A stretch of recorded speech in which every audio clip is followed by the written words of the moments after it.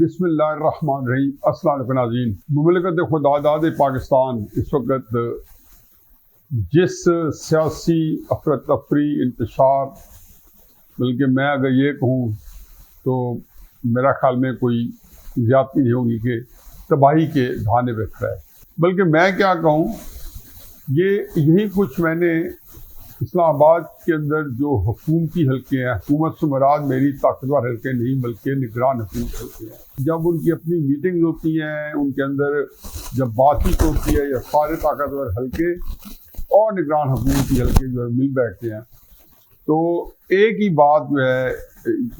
بعض گشت جو ہے وہ سامنے آتی ہے کہ ملک جو ہے انتہائی گھمبیر حالات سے دوچار ہے، ملک جو ہے ناممکنات سے میں گھرا ہوا ہے، اور ساتھ حوصلے کی باتیں بھی ہوتی ہیں کہ جی ضرور کچھ نہ کچھ ہونے کو ہے، صرف اس کے لیے ایک شرط جو ہے یا ایک چیز جو سامنے آتی ہوئی ہے کہ جی ملک کے اندر ایک سیاسی استحکام آ جائے، اور سیاسی استحکام کے کبھی ایک ہی جو چیز سامنے آتی ہے کہ سیاسی استحکام اگر جمہوریت کے بغیر مل جائے، آئین کے بغیر مل جائے تو کوئی مذاکرہ نہیں ہے، کیونکہ وہ زیادہ اچھا ہے، کیونکہ اس کے ذریعے پاکستان جو خوشحال ہو سکتا ہے، کیونکہ پاکستان کا جو اس وقت مسئلہ ہے وہ اس بدحالی ہے، اقتصادی ابتری ہے، اور مہنگائی میں پچھلے لوگ ہیں، بڑھتی غربت ہے، ناگفتہ بے حالات ہیں لوگوں کے، تو اسی تناظر میں جو ہے یہی کہا جاتا ہے کہ مملکت میں اگر کوئی نظام قائم ہو جائے، پکا قائم ہو جائے۔ پہلے تو میں ایک کمنٹ دیتا جاؤں کہ یہ جو ہماری سیاسی افراتفری، انتشار، تباہی و بربادی کے چرچے چارسو، اس کی وجہ سے اس میں دو رائے نہیں ہے کہ 70 سال سے اسٹیبلشمنٹ جو ہے لوگوں ان کا رویہ رہا ہے مملکت میں حکومتی معاملات کے ساتھ یا حکومتوں کے ساتھ، اس کی بنیادی وجہ یہی ہے۔ لیکن مت بھولیں کہ جتنی اسٹیبلشمنٹ کی پاکستان کے سیاسی نظام پہ اور پاکستان کی استحکام پہ جلگار رہی ہے، اس کا ہراول دستہ جو ہے سیاستدانوں کی آپس کی باہمی چپکلش، افراد و تفریح، لڑائی جھگڑے اور پولرائزیشن ہے۔ دو باتیں ایسی ہیں، تو میرا خیال ہے کہ وہ آج کے دن کے لیے کم از کم اسی پیرائے میں بات کرنی ہے۔ ایک تو نواز شریف صاحب کی وطن واپسی، اور اس کے ساتھ یہ عثمان ڈار نے کل ایک بیان دے کے تاش پیدا کر دیا۔ مجھے پی ٹی آئی کے ایک ایڈوکیٹ ہے شعیب شاہین صاحب اسلام آباد کے، ان کا کل مجھے بڑا اچھا ایک بیان لگا کہ ٹی وی چینل بیٹھے تھے، تو انہوں نے کہا جی کہ ہم نے یہ تو سن رکھا تھا اغوا برائے تاوان، یہ نہیں سن رکھا تھا کہ اغوا برائے بیان، یعنی کہ جو بندہ پکڑا جاتا ہے، بیان دیتا ہے، واپس آ جاتا ہے، اس کے خلاف جتنے مرضی مقدمات ہوں، جیسے کہ عثمان ڈار کے خلاف پتہ نہیں کتنے مقدمات تھے، 200 جو ان کے خلاف تھے، وہ ظاہر ہے کہ اب گرفتار نہیں ہوں گے، وہ اسی طرح اعظم خان کی طرح اور باقی بیان دینے والے لوگوں کی طرح وہ اس وقت فری ہو چکے ہوں گے۔ لیکن ایک بات جو ہے وہ بات تو ہو کے رہنی ہے، کیونکہ ہمارے اسٹیبلشمنٹ جو ہے ان کے پاس طاقت بھی ہے، قوت نافذہ بھی ہے، طاقت کا چشمہ بھی وہی ہے، اور وہ سارے کے سارے ان کے پاس اختیارات ہیں مطلق انانیت کے، جو قادر مطلق کے پاس ہونے چاہیے۔ تو میں سمجھتا ہوں کہ تقریباً زمینی قادر مطلق ہے اپنے وسائل کی وجہ سے، تو ایسی چیزیں کچھ میں نافذ کر رہے تھے۔ اب یہ تحریک انصاف والے جو زیادتی کرتے ہیں اور کہتے ہیں جی پہلی دفعہ پاکستان میں ہو رہا ہے، تو مجھے دو چیزیں سامنے آتی ہیں۔ پہلی بات تو یہ کہ یہ شخص پاکستان کی تاریخ سے بالکل ناپاک ہیں، ان کو پتہ نہیں کہ پاکستان کی تاریخ کیا ہے، ان کو پتہ نہیں کہ پاکستان کے ساتھ میں کیا کیا ہوتا رہا ہے۔ یقین جانے کہ لوگوں کے ساتھ ظلم اور زیادتی، بدبریت کی اور ان کو عقوبت خانوں میں رکھنے کی ایک لامتناہی داستان ہے 70 سال سے، اور ہمیشہ اس کو امپلیمنٹ کرنے والے کچھ زمانوں میں شاید ایک سیاسی حکومت بھی رہی ہو حضرت زلفقار بھٹو صاحب کی، لیکن اکثر یہ آزمائے گئے ہیں جب مارشائی حکومتیں آئی ہیں، یا پس پردہ جو عسکری طاقت ہے ان کی اتنی گرفت مضبوط ہے، جیسے کہ آج آپ دیکھیں کہ مملکت جو ہے بالکل پوری کی پوری اس وقت اسٹیبلشمنٹ کے عسکری قیادت کے پاس ان کے سارے اختیارات جا چکے ہیں، سارے فیصلے سازی ہوئی ہیں۔ بلکہ میں نے تو بڑی بڑی چیزیں سن رکھی ہیں کہ ایک کیبنٹ میٹنگ جس میں ہمارے آرمی چیف بھی شریک تھے، انہوں نے وہاں پہ کیبنٹ منسٹر کو بتایا کہ کیا جو ہے ہمارے راستے میں جو بھی رکاوٹ بنے گا، جو بھی، یاد ہے کہ میں نے آپ کو 2-3 مہینے پہلے کہا تھا 9 مئی کے بعد، اور اس کے بعد جیسے ہی حکومتیں جو آگے چلی اور پھر بلیال صاحب کے بعد کائی صاحب کا چیف جسٹس بنا طے ہو گیا تھا، تو میں نے تب بھی کہا تھا کہ کوئی بندہ یہ عدالت جب ہی کوئی رکاوٹ بنے گی تو یا ماشاء لگ جائے گا یا جو ہے ایمرجنسی لگا کے پیچھے لے آئیں گے۔ تو یہی بات میں نے سنی ہے کہ انہوں نے بانگ دور ڈنکے کی چوٹ پہ ساری کیبنٹ کو کہا کہ جو بھی راستے میں رکاوٹ بنے گا تو اس کو ہم نبڑ لیں گے یا اس کو ہم جو ہے زبردستی آگے جھٹا دیں گے۔ اور ساتھ کیبنٹ اور ان کے منسٹر کو کہا کہ ہمارا تو یہ ایجنڈا ہے اور یہ کام ہم کرنے چاہتے ہیں اور اس ترجیح کے ساتھ کرنا چاہتے ہیں، جو اسے ایگری نہیں کرتا تو میرا خیال ہے وزیر اعظم بھی بیٹھے ہوں گے اور چونکہ ساری کابینہ بیٹھی تھی، انہوں نے کہا یہ دروازہ ہے کہ اسے باہر نکل جائے۔ ظاہر ہے کہ اس طرح کی صورتحال ہے کہ جب مجھے وزیر ہی اسٹیبلشمنٹ بنایا ہو یا میرے بارے میں میرا نام طے ہی جس نے کیا ہے، تو میں کیسے اس کو اپنے پاس ہاتھ رکھ سکتا ہوں، کیسے اس کو آنکھیں دکھا سکتا ہوں، کیسے اس کو اپنے احکامات اس میں نافذ کر سکتا ہوں۔ تو تحریک انصاف والے یہ جو فرما رہے ہیں آج کل، کیونکہ ہمارے پھر پہلی دفعہ بیتی ہے، تو یہ نہ اس طرح کی حکومت پہلی دفعہ بنی ہے، نہ اس کے حالات پہلی دفعہ بنے ہیں، نہ ان کو پہلی دفعہ بیت رہی ہے۔ البتہ جو چیز اس سے پہلے ہو چکی ہے، شیخ مجیب الرحمان کے وقت میں تو بالکل دیدہ دلیری کے ساتھ ہوئی تھی، پھر نواز شریف صاحب کے ساتھ 2017-2018 میں اسی ہٹ درمیوں اسی دیدہ دلیری کے ساتھ ہوئے تھے۔ یہ میں اس لیے کہہ رہا ہوں، اور بھی کئی مثالیں لگی ہیں، 2 پاپولر لیڈر ہیں جن کا انجام ہمارے سامنے ہے اور مختلف ضرور ہے لیکن اس کا انجام ہمارے سامنے ہے۔ آج جو کچھ ہو رہا ہے میرا خیال ہے کہ یہ ایک دفعہ پھر ماضی اپنے آپ کو دہرا رہا ہے۔ تحریک انصاف والوں کے لیے محفوظ ترین راستے کون سے ان کو متعین کیے گئے؟ پہلا راستہ یہ ہے کہ آپ پارٹی چھوڑیں، معافی مانگیں، سیاست کو خیر آباد کہیں اور باقی زندگی اللہ تعالیٰ کی یاد میں ایک کونے میں بیٹھ کے وقف کرتے ہیں۔ دوسرا محفوظ راستہ کون سا ہے کہ آپ زمین کے اندر کسی جگہ اپنے آپ کو دفن کر لیں، بالکل غائب ہو جائیں، یا دو لگے تو یہاں سے پاکستان سے نکل کے فرار ہو جائیں۔ ان دونوں صورتوں میں بھی آپ کو انتہائی ذلت، خواری اور دشواری کے ساتھ رہنا ہے، لیکن یہ بھی ایک محفوظ راستہ ہے۔ اس کے علاوہ بھی ان کو ایک اور سہولت میسر ہے کہ جیل چلے جائیں، وہاں جا کے حقوق خانوں کی سیر کرتے رہیں، حقوق خانوں سے جیل سے حقوق خانوں میں جائیں پھر واپس آئیں،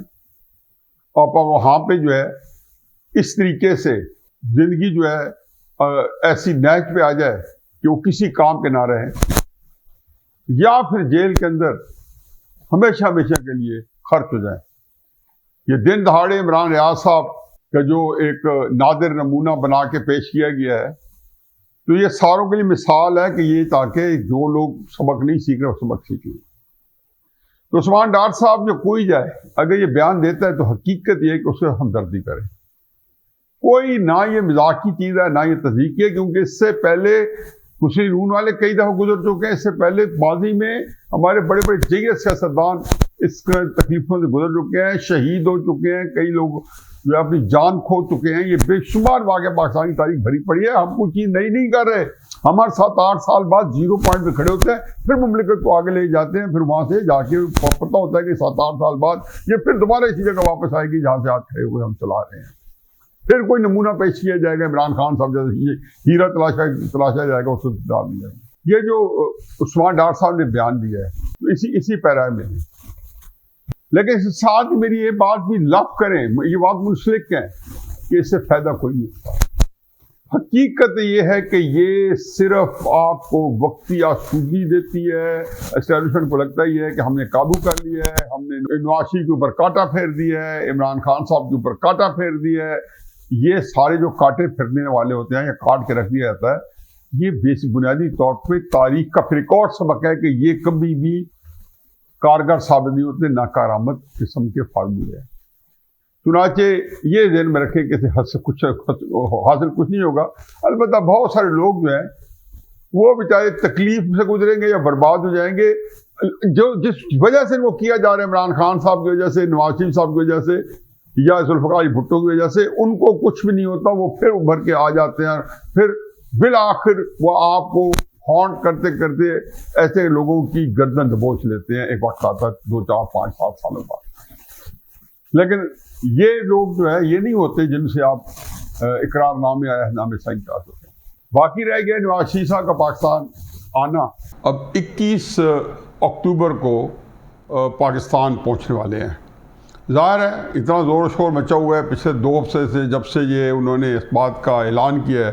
اب دیکھا کہ بہت ساری ایکٹیویٹی مسلم نون کی ساری پاکستان میں، اور پھر لندن کے اندر بھی اسی کے خد و خال سنوارنے کے لیے لیڈرشپ وہاں بھی پہنچ ہوئی تھی. اب یہ بھی سچ ہے کہ نواز شریف صاحب کو ادھر سے 21 اکتوبر کا آنے کا اعلان ہوا. دوسرے تیسرے دن نواز شریف صاحب نے ایک ایسا بیان داغا جو میرے نزدیک عوامی امنگوں کا ترجمان بیان تھا، اور بیان میں انہوں نے کڑاکے کے ساتھ جناب باجوہ صاحب کا نام لے کے، جناب فیض حمید کا، ثاقب نثار صاحب کا، آصف سعید کھوسہ صاحب کا، انہوں نے ریاست پاکستان کے خلاف بے شمار جرائم ان سے سرزد ہوئے ہیں. نواز شریف صاحب نے یہ 4 نام کیا لیے، پورے مسلم نون کے حلقوں میں ساسمی پھیل گئی. ایسے لگا کہ وہ بھونچال آ گیا. اسی وقت شہباز شریف صاحب صبح ایک فلائٹ سے اترے، شام کو دوسری فلائٹ بیٹھ کے نواز شریف صاحب کے پاس کیا، آپ نے کیا کر دیا. چلو اتنا ضرور ہوا کہ، اور ساتھ ہی میری نواز صاحب شاید وہ اپنے کوئی پلان کے مطابق جا رہی ہوں. 3-4 دن کی محنتوں کے بعد بیانیہ جو ہے اس کا پہلے اس سے انکاری ہوئی، اور انہوں نے اس کے اوپر خاموشی اختیار کی گئی. کل شہباز شریف صاحب نے اپنی تقریر میں یہاں پہ ہر جگہ پہ پورے جو ہے جوش و خروش کے ساتھ بتایا کہ نواز شریف صاحب پاکستان آ رہے ہیں تو وہ بدلہ لینے کے لیے نہیں آ رہے، پاکستان کا خوشحالی کا پروگرام لے کر آ رہے ہیں. نواز شریف صاحب 21 اکتوبر کو مینار پاکستان میں اپنا مقدمہ اللہ میاں کو دے دیں گے. چلو بڑی اچھی باتیں ہیں، یہ بات ہمیں پہلے ہی پتہ ہے. نواز شریف صاحب کو یہ کام بہت پہلے کر لینا چاہیے تھا. اللہ میاں تو انصاف کرنے والا ہے. پھر باجوہ صاحب سے جو مستفید ہوتے رہے تو بالکل ان کو بالکل صحیح بات ہے کہ نہیں ہونا چاہیے تھا. اب مجھے اس سے کوئی غرض نہیں کہ اس بیانیے نواز شریف صاحب نے وہ جو بیانیہ دیا تھا، اس لیے وہ بیان نہیں دیا تھا یا وہ بیانیہ نہیں دیا تھا کہ جس میں وہ یہ کہیں کہ جی اس کے لیے ان کی ساری زندگی انہیں وقف کر رکھی ہے. وہ تو پہلے بھی جب باجوہ صاحب کی ایکسٹینشن کی توسیع مدت ملازمت میں توسیع کا وقت آیا، جب ووٹ دے دیے، جب 10 اپریل کے عمران خان صاحب کو عدم اعتماد سے نکالا گیا تو مسلم نون نے باجوہ صاحب کے ہاتھ میں بیعت کرتے ہوئے حکومت قبول کر لی. تو اس کے اندر جو ووٹ کو عزت دو کا بیانیہ تھا، اس میں تو سکم آ چکے تھے. ویسے بھی ووٹ کو عزت دو کا بیانیہ جب نواز شریف صاحب جیل میں گئے، 13 جولائی کو اتنی بڑی قربانی دی، تو 17 تاریخ کو تو شہباز شریف نے اٹھا کے اس کو ردی کی ٹوکری پھینک دیا تھا. جب میں مالٹن پہنچا تو وہاں اس کا جو میٹنگ بلائی تھی شہباز شریف صاحب نے، تو وہاں جو پارٹی کا نیا بیانیہ متعارف کرایا جا رہا تھا، وہاں تو لکھا ہوتا جی کہ خدمت کو ووٹ دیں. خدمت کو ووٹ ملے یا نہ ملے، 25 جولائی 2018 کا الیکشن آپ کے سامنے ہے. لیکن چلو خیر، جن کو خراب باتوں کی عادت پڑی ہو تو وہ وہاں سے کیسے باز آ جاتے ہیں. مسلم لیگ نون کی ساری قیادت ہی اس طرح کے ماحول میں ہے کہ وہ کبھی بطل حریت بن ہی نہیں سکتے، وہ تو انقلابی بن نہیں سکتے. بہرحال میرا خیال ہے کہ نواز شریف صاحب نے وہ بیانیہ دیا تھا کہ ان کو پتہ تھا کہ پبلک کا پریشر یہی ہے اور کوئی بندہ اس کا بات سننے پر تیار نہیں ہے. اور عمران خان صاحب کی جو مقبولیت ہے، نواز شریف صاحب کی اپنی جو مقبولیت ہے، وہ نواز شریف صاحب نے تو ملفوف طریقے سے، ڈھکے چھپے طریقے سے ایک انڈائریکٹ بات، یہ ووٹ کو عزت دو، یہ بھی نہیں کہا کہ کس نے پامال کیا اس وقت، یہ بھی نہیں کہا تھا. لیکن وہ سمجھنے والے سمجھ گئے تو انہوں نے اس لیے ان کو قرار باقی سزا بھی دے دی. عمران خان صاحب تو خیر بہت آگے چلے گئے. اتنا جارحانہ بیانیہ، اس چیز کو جارحانہ انداز میں بیان کرنا، یہ انہی کو ملکہ ہے. بہرحال قصہ مختصر یہ کہ نواز شریف صاحب کے بیانیہ کو 17 جولائی کو شہباز شریف صاحب نے ٹھپ دیا. اس کے بعد پھر کوئی تھوڑا بہت جو کسر رہ گئی تھی، وہ 2019 میں جناب باجوہ کی وردی کو ووٹ دے کے یا اس کو 3 سال کی مزید مدت ملازمت میں توسیع کر کے، میر کیا سادہ ہیں، بیمار ہوئے جس کے سبب اسی عطار کے لونڈے سے دوا لیتے ہیں، اسی کے پھر تو 2022 میں تو بڑی لمبی کہانی ہے۔ اب نواز شریف صاحب جو ہیں، اب ظاہر ہے کہ وہ یہ سارے کام پہلے بھی کر چکے تھے، تو انہوں نے یہ کام جو ہے کوئی دل پشوری کرنے کے لیے نہیں کیا تھا، یہ ایک عوامی دباؤ تھا، ایک وہ عوام کے اندر انٹی اسٹیبلشمنٹ بیانیے کی ایک لائکنگ ہے، یہ اس کا ایک جبر تھا، یہ اس کی آسکنگ تھی کہ نواز شریف صاحب نے وہ بیانیہ دیا، لیکن پیچھے انہوں نے ہٹا لیا۔ اب ظاہر ہے کہ جو وہ پاکستان آ رہے ہیں تو نواز شریف صاحب کے سامنے راستے کون کون سے ہیں؟ بیانیہ تو شہباز شریف صاحب نے بتا دیا کہ وہ خوشحالی لے کے آئیں گے۔ خوشحالی پتہ نہیں، اس کے بارے میں تو مجھے نہیں سمجھ آتی کہ خوشحالی نے کبھی آج تک کسی کی سیاست کو چمکایا یا نہیں چمکایا، یا عمران خان صاحب نے جتنی بدحالی دی ان کی سیاست کو کیا نقصان پہنچا سکی وہ بدحالی یا جو اقتصادی ابتری ہے ہمارے سامنے ہے۔ ویسے ہم آنکھیں بند کر کے بیٹھے رہیں اور اس سے حالات کو سمجھنے سے انکاری ہوں، حقائق کو سمجھنے سے انکاری ہوں، تو ظاہر ہے اس کے بارے میں تو کچھ نہیں کہہ سکتا۔ بہرحال نواز شریف صاحب آئیں گے تو اب میں نے صرف اس کو میرا سم اپ کروں میں میاں صاحب کے سامنے ممکنہ صورتحال بتا رہا ہوں کہ کیا ہوگا۔ ممکنہ صورتحال یہ ہے کہ جب وہ آ رہے ہیں تو ان کا جو سب سے بڑا بدترین سیاسی مخالف ہے عمران خان ہے۔ ظاہر ہے کہ وہ ذہن میں یہ رکھ کے آ رہے ہیں جو کہ مسلم لیگ نون والے آج کل کر رہے ہیں کہ عمران خان صاحب کی سیاست کو آڑے ہاتھوں لے رہے ہیں، اس کی حکومت کو آڑے ہاتھوں لے رہے ہیں۔ مجھے ایک بات یہ خوشی ہے کہ نواز شریف صاحب جب پاکستان تشریف لائیں گے تو جو بیانیہ جو سامنے لایا جا رہا ہے، یہ جس کا اظہار کل شہباز شریف صاحب نے کیا ہے اور یہ آپ کو میں سنا بھی چکا ہوں، اس میں ظاہر ہے کہ نواز شریف صاحب نے بدلہ لینے کے لیے نہیں آ رہے، مقدمہ وہ اللہ میاں کے پاس پیش کر رہے ہیں، پاکستان میں خوشحالی کا دور واپس لائیں گے اور پاکستان سے جو ابتری ہے اس کو ختم کریں گے۔ مجھے اس بات کی خوشی ہے کہ اس بیانیے کے اوپر پوری مسلم لیگ نون کی قیادت جو ہے اب وہ متفق ہو گئی ہے۔ اس بیانیے میں یقیناً ایک عملیت پسندی ہے، ایک پریگمیٹزم ہے، آئیڈیلزم نہیں ہے جو عوامی امنگوں کے مطابق ہے، کیونکہ میں مسلم لیگ نون کے عام ورکر سپورٹر کو جانتا ہوں کہ ان کے مسائل یا ان کی امنگیں یا ان کی تمنائیں جو ہیں وہ قیادت کی تمنائیں امنگیں سے فرق ہے۔ وہ بیچارے ذلیل بھی ہو رہے ہیں، بھوکے بھی مر رہے ہیں، لیکن عملاً ان کو بیانیہ وہی چاہیے کہ جو سخت ہو، جو سیاست کو شروع کرتا۔ اب نواز شریف صاحب عملی مظاہرے دیکھ چکے ہیں کہ کتنا مقبول بیانیہ ہے۔ اب میں اس کو ایک اور اینگل سے دیکھتا ہوں کہ 21 اکتوبر کو وہ اس لیے آ رہے ہیں کہ تقریباً یہ بات طے ہے کہ فروری تک الیکشن ہو جائیں گے۔ بڑی اچھی بات ہے، اس فروری کا الیکشن ہو گئے تو کیا صورتحال ہوگی، لیکن اس سے پہلے میں ایک اور بات کر لوں۔ فرض کیا الیکشن نہیں ہوتے، کیونکہ اسٹیبلشمنٹ جس طریقے سے جس تگ کے ساتھ پاکستان کے صورتحال کو سٹیبل کر رہی ہے، اکانومی کو سٹیبل کر رہی ہے، سیاسی استحکام لانے کے لیے جتن کر رہی ہے، تحریک انصاف کو ہمیشہ کے لیے کھڈے لائن لگانے یا سب ہستی سے مٹانے کے لیے سارے وہ کہتے ہیں نا فائرنگ آن آل سلینڈرز، وہ سارے ترکش کے سارے تیر وہ چلا چکے ہیں ان کو چھلنی کرنے کے لیے تحریک انصاف کو۔ اب اس کے بعد جب صورتحال قابو میں آ جاتی ہے، پاکستان کے اندر خوشحالی آ جاتی ہے، وہ اقتصادیات کو بہتر کر دیتے ہیں، سیاسی طور پہ عمران خان صاحب کو ایلیمینیٹ کر دیتے ہیں، باقی سیاست ان کے پاس کنٹرول میں آ جاتی ہے، تو وہ الیکشن نہیں کراتے کہ جب یہ لاٹھی میری ہے تو بھینس کو تمہاری ہے۔ اور اس کا قوی امکان موجود ہے، میں اپنے پروگرام میں کہہ چکا ہوں کہ قوی امکان موجود ہے کہ الیکشن نہیں ہوں گے، کیونکہ جو صورتحال اب ہے کہ اس وقت پاکستان کے اندر ٹیکنیکلی پریکٹیکلی اصلاً جو حکومت ہے وہ اسٹیبلشمنٹ کے پاس ہے۔ کس کو نہیں پتہ کہ اس ملک کی اکانومی ٹھیک کرنی ہے، ایگریکلچر ٹھیک کرنی ہو، سماجی تعلقات ہوں، پیر سے پیسہ لانا ہو،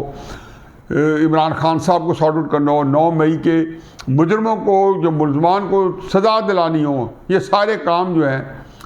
جنرل عاصم منیر صاحب کے ڈائریکٹ کمانڈ اینڈ کنٹرول کے نیچے ہو رہے ہیں۔ نگران حکومت جو ہے وہ بالکل ایسی ہے جیسے ہمارے ہاں ایگزیکٹو ہوتی ہے کہ آپ کے آرڈرز کو ایکسیکیوٹ کرنے کے لیے، عملی جامہ پہنانے کے لیے سیکرٹریز ہوتے ہیں، ڈپٹی سیکرٹریز ہوتے ہیں، ڈپٹی کمشنر ہوتے ہیں، کمشنر ہوتے ہیں، تو یہ بالکل نگران حکومت بھی ان میں اضافہ ہے، یا اس نظام کو ایکسیکیوشن کے لیے رکھنے کے لیے فیصلہ سازی سب کچھ جو ہے وہ ایک ذات تک مرکوز ہے۔ اب اس صورت میں جب یہ سارا کام ہو جائے گا تو ان آل فیئرنیس جناب عاصم منیب صاحب کا حق بنتا ہے کہ وہ پھر 3 4 5 سال اس کو استعمال بھی کریں. اب اگر یہ صورتحال کریٹ ہو جاتی ہو تو نواز شریف صاحب جو 21 اکتوبر کو آ رہے ہیں کیا کریں گے؟ ان کا کیا راستہ ہے؟ پھر وہ علامہ کے پاس مقدمہ کون سا پیش کریں گے؟ جناب باجوہ کا پیش کریں گے یا کوئی نیا مقدمہ دائر کریں گے؟ میرا بھی تجسس ہے کہ یہ ایسی صورتحال میں وہ کیا کرتے ہیں. وہ پھر خوشحالی تو ظاہر ہے وہ تو اسکوپ ختم ہو جائے گا. اچھا اب یہ چلو چھوڑیں، کیونکہ اس وقت تک